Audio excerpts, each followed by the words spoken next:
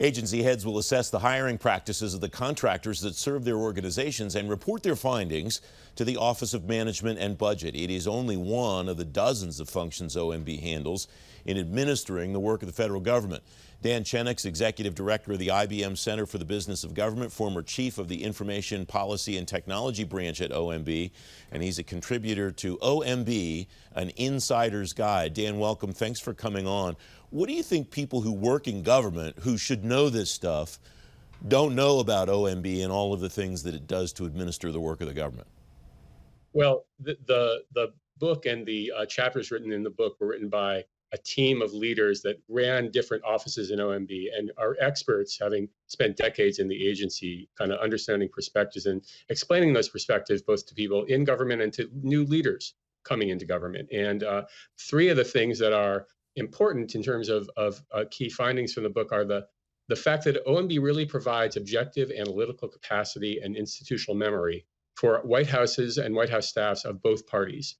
OMB is really a government in miniature. Every agency, every function of government is represented in one building with a career staff of roughly 400 to 450 people, and then a political staff that comes in with each administration.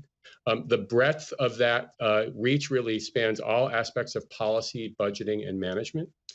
And importantly, if there is a change in administrations or even between terms of administration, OMB plays a very important role in terms of continuity for new leaders coming in during the transition and thereafter.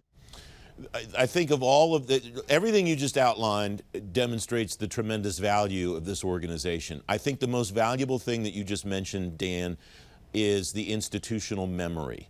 I have learned so much from people like you who were civil servants at OMB, people who have served as political appointees, administrations of both parties over the years who have served at OMB, so much from them. How does that value propagate itself in the midst of a transition, as you say, whether it's from term one to term two of an administration or one administration to a different president? So especially in the latter scenario, the OMB staff are really serving two different governing bodies. One is the outgoing administration in terms of finishing their agenda, helping them with options to wrap up management initiatives, to understand sort of where to leave policy initiatives so they can be handed off. And the other is working with the transition team, the incoming team, and the new leaders after January 20th of a new administration. And in a second term scenario, there often are new leaders as well. So it's a similar process.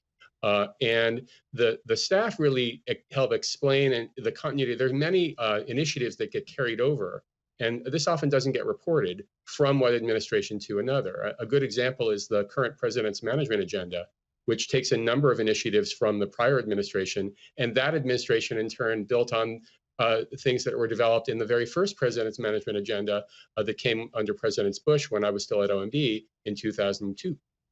What's the best way for that handoff to continue? What is the best way for somebody coming in, whether it's President Trump's second term or Vice President Biden is elected and takes office in January? What's the best way to continue the momentum in things like the PMA, IT modernization efforts that Suzette Kent undertook and others, that a lot of people that look from the outside in say, this should continue regardless of the party. This isn't partisan stuff. This is just good government. How do we maintain that momentum, Dan?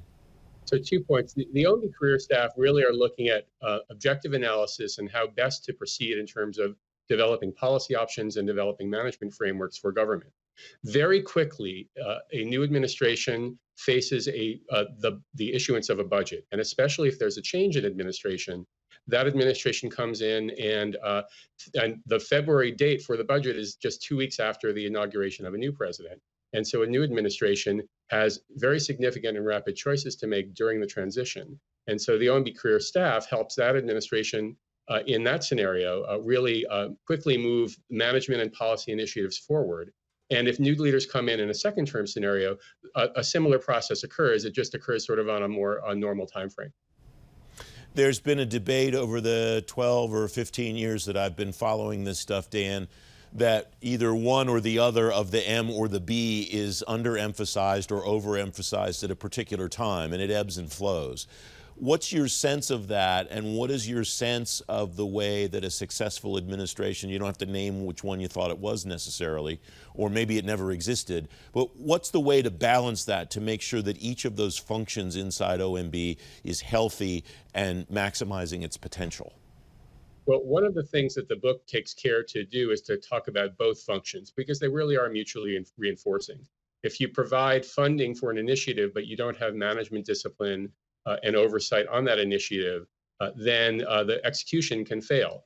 Similarly, if you really focus just on a management piece, but there's not an associated level of funding discipline and oversight working with Congress, that can drive down the attention to that initiative in terms of its importance. One other point that I'd emphasize is that the Deputy Director for Management works along with the Deputy Director, who really oversees much of the budget operations in a typical OMB. And the DDM, the Deputy for Management, serves on the Transition Council, the Agency Transition Directors Council. So that person also plays a role in bringing forward this momentum going into the future. The book that you're referring to, the Office of Management Budget and Insider's Guides, available on the White House Transition Project website. Dan, what do you want people to take away from it? About 30 seconds left. So the OMB career staff are one of the finest groups of civil servants in the government. They're often not discussed in the press, but they really do serve to protect the institutional capacity and memory of the White House on behalf of the American people. New leaders would do well to listen to them and learn from their knowledge and understanding of the programs that they're about to oversee. Dan Chenok, great insight as always. Thank you. Thank you, Francis.